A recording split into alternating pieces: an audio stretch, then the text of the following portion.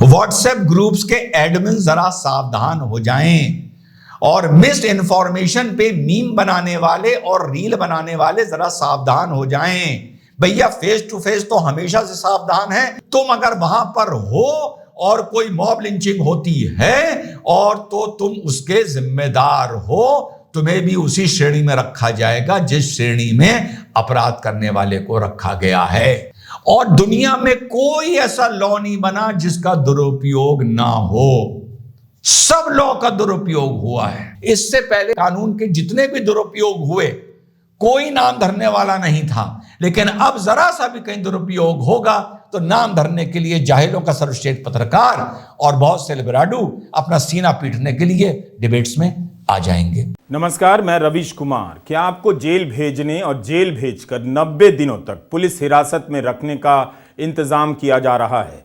क्या ऐसा है कि लंबे समय तक बिना जमानत के जेल में रखने के लिए भ्रष्टाचार के मामलों को भी आतंकवाद की श्रेणी में लाया गया है? महामूर्ख आदमी है ये, महामूर्ख। बड़ी जिम्मेदारी से कह सकता हूं कि महामूर्ख आदमी है ये, जो ये लिखा है ना कि बिना बेल 90 दिन की जेल का इंतजाम किया जा रहा है, और ये जो बोल रहा है ये महामूर्ख आदमी है। इसके लिए भी कानून बना है, मिस इन्फॉर्मेशन के लिए, मिसलीडिंग कोई भी चीज बताने के लिए इसका भी प्रावधान किया गया है। ऐसे लोगों पर अगर सरकार चाहे, और सरकार को चाहिए कि अंकुश लगाए, इनकी नाकों में नकेल डाले नहीं डाल रही, शायद उसका एक वजह हो सकती है कि सरकार को भी लोगों को दिखाना है, इस समाज को दिखाना है, इंटरनेशनल मीडिया को दिखाना है कि हमारी बिना सर पैर की आलोचना करने वाले लोगों को भी एक मंच मिलता है, जिस मंच से वो सुबह शाम आलोचना करते हैं, लेकिन हम उनके नाक में या जुबान में नकेल डाल के खींचते नहीं हैं। महामूर्ख आदमी है ये, जिसको कोई कानून का ज्ञान नहीं है। इस मूर्ख को, और ये वीडियो डाल के वक्त से पहले, ये 5 दिन पहले का वीडियो है, फाइनल अमेंडमेंट विधेयक पार्लियामेंट में, लोकसभा में तब आया नहीं था, और ये मिसलीडिंग इंफॉर्मेशन जनता को दे रहा है। यही है आज का टॉपिक, जो 3 नए कानून आए हैं।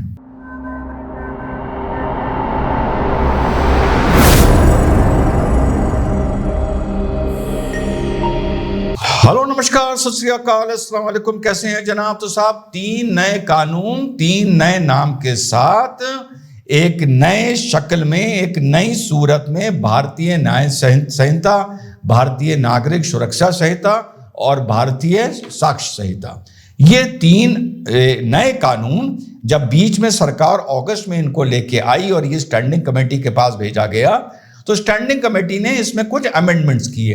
तो सरकार ने अपने जो बिल लाई थी उसमें अमेंडमेंट नहीं किया, एक नया बिल ले आई और वो लोकसभा से वॉइस वोट से पास हो गया है, राज्यसभा से पास होना बाकी है। इस मूर्ख को जो मैं बता रहा था, कुछ नहीं, चलो यार इसकी बात ज्यादा क्या करना, वो बात मैं कर लूंगा। पहले आप लोगों को बता दूं कानून, बिकॉज ये मेरा सब्जेक्ट है। जो पहले कानून था वो भी ठीक था, और आप लोगों को यकीन होगा कि मैं एक न्यूट्रल ओपिनियन देता हूं। जो पहले कानून था वो भी ठीक था, जो ये कानून आया है ये भी ठीक है। जो पहले कानून था वो भी गलत था, जो ये कानून आया है वो भी गलत है। कानून जैसी कोई चीज नहीं होती।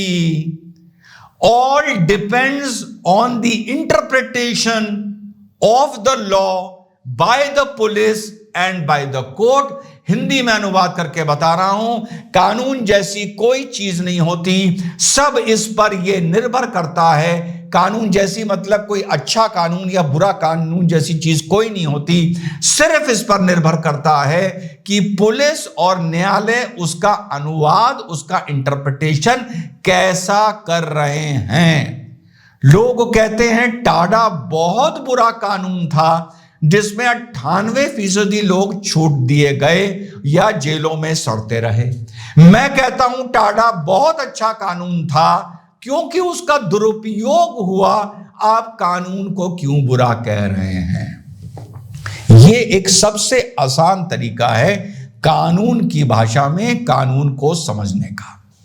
SC/ST एक्ट आया, आप लोग क्या मानते हैं, अच्छा कानून था या बुरा कानून था? बहुत अच्छा कानून था, क्योंकि समाज का एक ऐसा वर्ग जिसको ये माना जाता है और ये सत्य भी है कि जिसका शारीरिक मानसिक हमेशा उत्पीड़न किया गया, उसको सुरक्षा देने की जरूरत पड़ी। ना सवाल उठता है क्या उसका दुरुपयोग हुआ और वो गलत कानून साबित हुआ? तो जवाब है हां।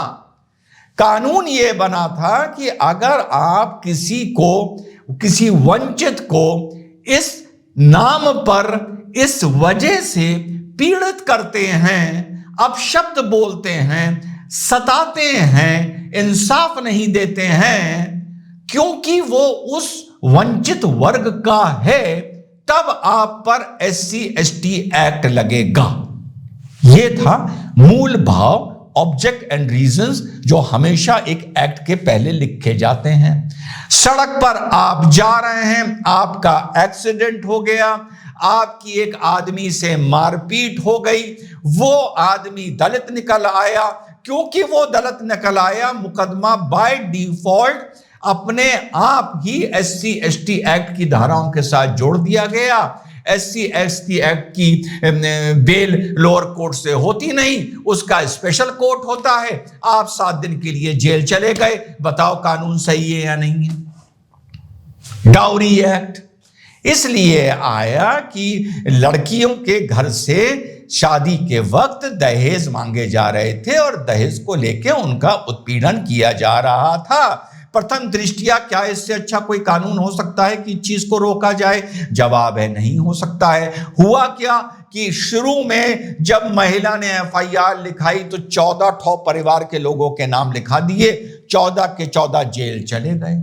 बहुत दिन तक ये सिलसिला चला। न्यायालय ने कहा ये हो क्या रहा है? न्यायालय ने कहा ये तो मैट्रिमोनियल एक्सटॉर्शन शुरू हो गया है। महिला का रिश्ता अगर किसी से बिगड़ रहा है अपने शौहर से, तो वो सबको लपेट रही है और एक ही सी कहानी सामने आ रही है, मोटरसाइकिल मांगी, कार मांगी। सवाल उठता है सारी महिलाओं ने झूठी FIR कराई? तो जवाब है बिल्कुल नहीं कराई। सवाल उठता है क्या महिलाओं ने झूठी FIR कराई? जवाब है बिल्कुल कराई। कि सुप्रीम कोर्ट ने कहा प्रभु ये क्या कर रहे हो, बार बार सब कुछ पूरे परिवार को जेल भेज रहे हो? तो उसी सुप्रीम कोर्ट ने, उसी सरकार ने जिसने ये कानून बना के लाई थी, क्या कहा कि नहीं, डाउरी एक्ट में FIR होने पे कोई जेल नहीं जाएगा, भले FIR लिख दी जाएगी, पहले मीडिएशन होगा, मीडिएशन अगर फेल हो जाएगा तब भी आदमी, पुलिस शौहर को और घर वालों को अरेस्ट नहीं करेगी डाउरी के मैटर में।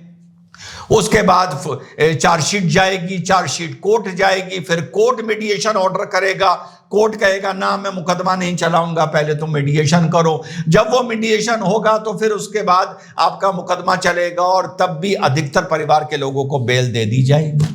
अब बताओ डाउरी एक्ट कानून सही था या डाउरी एक्ट कानून गलत था? कोई भी ऐसी भाषा दुनिया का सबसे बुद्धिमान व्यक्ति कानूनी नजरिए से नहीं लिख सकता जिसकी तोड़ पुलिस और न्यायालय के पास नहीं होगी, जिसका इंटरप्रिटेशन या अनुवाद कैसे किया जाता है वो ही कानून बनता है। क्लियर हो गया यहां तक आप लोगों की बात? पहले भी ठीक था, ये भी ठीक है, पहले भी गलत था, ये भी गलत है, लेकिन कुछ सुधार हैं इसमें। अब मैं बात करता हूं जो आप लोगों को मिसलीड कर रहा है एक मंच, जाहिलों का सर्वश्रेष्ठ पत्रकार। पहले यह प्रावधान था कि अगर कोई संगीन अपराध होता है जिसमें पुलिस को विवेचना की, तलाशी की, बरामदगी की जरूरत है, या कोई ऐसी जानकारी लेनी है अपराधी से जो जहां तक पुलिस को पता तो है ऐसा कुछ गड़बड़ है लेकिन वहां तक पहुंच नहीं पा रही है, बुल्स आए मार नहीं पा रही है, तो अरेस्टिंग के 15 दिन के अंदर आप उस अपराधी की रिमांड पुलिस ले सकती थी। 15 दिन के अंदर for a total period of 15 days police custody. Judicial custody मतलब जेल भेज दिया गया, और पुलिस कस्टडी मींस पुलिस थाने में रखकर आपकी पूछताछ करी गई। यानी पकड़े जाने के 15 दिन के अंदर आप एक आदमी की रिमांड ले सकते हैं। यह कि अगर कोर्ट ने उसको जुडिशियल कस्टडी भेज दिया तो पुलिस एक एप्लीकेशन लगा सकती है। न्यायालय को बताना होता है कि आप उससे क्यों बातचीत करना चाहते हैं, क्यों अपनी कस्टडी में रखना चाहते हैं। आने से पहले उसका मेडिकल चेकअप होता है, वहां वापस जाने के बाद उसका मेडिकल चेकअप होता है। और पुलिस ने मान लीजिए 5 दिन के लिए उसको रखा और फिर जुडिशियल कस्टडी भेज दिया। फिर पुलिस को कोई साक्ष्य मिले तो पुलिस ने कहा मैं 5 दिन के लिए और रखना चाहता हूं। इस तरह 15 दिन के भीतर, अरेस्टिंग होने के 15 दिन के भीतर अप टू 15 डेज, टोटल 15 दिन तक की पुलिस रिमांड ली जा सकती है। इस पीरियड को गवर्नमेंट ने बढ़ा के 60 और 90 डेज कर दिया है। लेकिन रिमांड लिया जाना और बेल होना आपस में इसका कोई कनेक्शन नहीं है। आप जब रिमांड लेते हैं तो कोर्ट को जस्टिफाई करते हैं, पुलिस जस्टिफाई करती है कि मैं रिमांड क्यों ले रहा हूं, मैं क्यों चाहता हूं अपराधी मेरे पास सुबह शाम 24 घंटा रहे। और जो डिफेंस का पक्ष होता है वो न्यायालय को सेटिस्फाई करता है कि नहीं साहब, इन्होंने 5 दिन तक पूछताछ कर ली है, इनको कुछ और नहीं मिला है, ये 5 दिन की रिमांड मांग रहे हैं, आप इनको सिर्फ 2 दिन की रिमांड दीजिए। और ये एक बाकायदा आर्गुमेंट होता है। लेकिन अगर आपकी बेल हो गई तो आपकी उसके बाद रिमांड नहीं हो सकती है। बेल एक अलग प्रोसीजर है, रिमांड एक अलग प्रोसीजर है। एक बंदे को बेल पर ना छोड़ा जाए, यह आर्गुमेंट प्रोसिक्यूशन केसेस में हमेशा करता है और कोर्ट को जस्टिफाई करता है। डिफेंस यानी जो अपराधी पक्ष का वकील होता है वो आर्गुमेंट करता है कि इसको छोड़ दिया जाए। आपकी पुलिस कस्टडी हो या ना हो, न्यायालय आपको बेल दे सकता है। आपकी पुलिस कस्टडी हो या ना हो, न्यायालय आपको बेल देने से इनकार कर सकता है कि आपकी पुलिस कस्टडी नहीं होगी, आप जाइए जेल में रहिए। अगर आप बाहर निकल के आएंगे तो आप समाज को डिस्टर्ब करेंगे या साक्ष्यों को डिस्टर्ब करेंगे या गवाहों पे दबाव डालेंगे। तो ये दोनों बिल्कुल अलग चीज हैं जो ये जाहिलों का पत्रकार मिस इन्फॉर्मेशन आप लोगों को दे रहा है। उसके बाद जब हम आगे बढ़ते हैं, सबसे अच्छा कानून जो गवर्नमेंट लेके आ रही है वो मिस इन्फॉर्मेशन का लेके आ रही है। व्हाट्सएप ग्रुप्स के एडमिन जरा सावधान हो जाएं और मिस इन्फॉर्मेशन पे मीम बनाने वाले और रील बनाने वाले जरा सावधान हो जाएं। भैया फेस टू फेस तो हमेशा से सावधान है, भले कोई ऐसा कानून आए या ना आए तो वो सावधान हो जाए, बहुत अच्छी चीज है। लेकिन वही सवाल उठता है, क्या इसका दुरुपयोग हो सकता है? तो जवाब है बिल्कुल दुरुपयोग हो सकता है। टेररिज्म पर पहली बार हमारे मेन स्ट्रीम लॉ में टेररिज्म को डिफाइन करा गया है।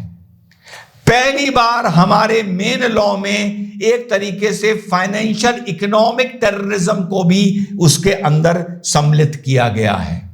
इकोनॉमिक टेररिज्म पूरी दुनिया में एक एक्सेप्टेड फॉर्म ऑफ क्राइम है जो भारत में नहीं था। सबसे महत्वपूर्ण मॉब लिंचिंग, जब सरकार पे ताने कसे जाते थे कि मॉब लिंचिंग पर तुम कानून लाओगे लाओगे लाओगे, यही बात माननीय गृह मंत्री ने लोकसभा में बोली। मॉब लिंचिंग का प्रावधान भी किया है। एक बार मैं किसी भाषण में चिदंबरम साहब को सुन रहा था, उन्होंने कहा कि गृह मंत्री की परीक्षा है कि नया कानून लेकर आएंगे तो मॉब लिंचिंग का क्या करेंगे। चिदंबरम साहब, ना आप हमारी पार्टी को समझे हो ना हमारे सिद्धांतों को समझे हो। हमारी पार्टी की केवल एक और एक आइडियोलॉजी है, भारत का उत्कर्ष, एकमात्र आइडियोलॉजी पर Bharatiya Janata party. Mob lynching घृणित अपराध है और उसको हम नए कानून में फांसी की सजा का प्रावधान कर इंक्लूड कर रहे हैं। जी, यही बात, ये वो सरकार है जो मॉब लिंचिंग पर अलग से कानून ले आई। छोटे शब्दों में आप लोगों को समझाता हूं। 302/149, 302 था मर्डर एंड 149 था अनलॉफुल असेंबली में। अगर 5 या 5 से ज्यादा लोग हैं, अनलॉफुल असेंबली का मतलब हो गया कोई गैर कानूनी इलीगल जत्था बना के बैठे हैं जिसकी उनको सरकारी नजरिए से, कानूनी नजरिए से उनको स्वीकृति नहीं है। वो कोई कॉमन ऑब्जेक्ट, एक कॉमन लक्ष्य की तरफ कोई अपराध करते हैं तो सबका माना जाएगा कि इन्होंने वो अपराध किया है यदि वो किसी आदमी को लिंच करके मारते हैं।